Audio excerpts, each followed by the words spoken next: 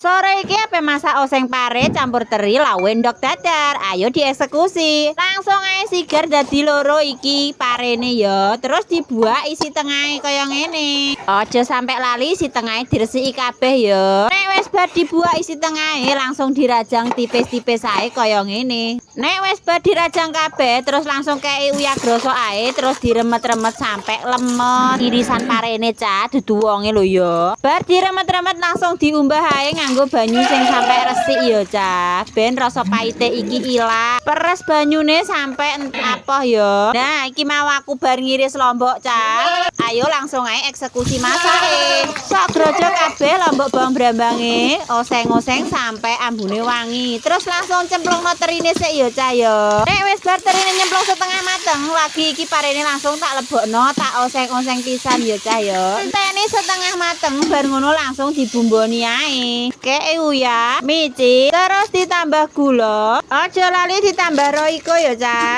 Diudek-udek sampai kecampur rata. Iki keluargaku seneng regi ya cah, jadi tak imbuhi kecap sithik kaya ngene. Nek gak seneng ya gak usah ditambahi kecap, gak popo. Dioseng-oseng ujuk-ujuk wis mateng ae. Sok grojok langsung ning ember kaya ngene cah ya.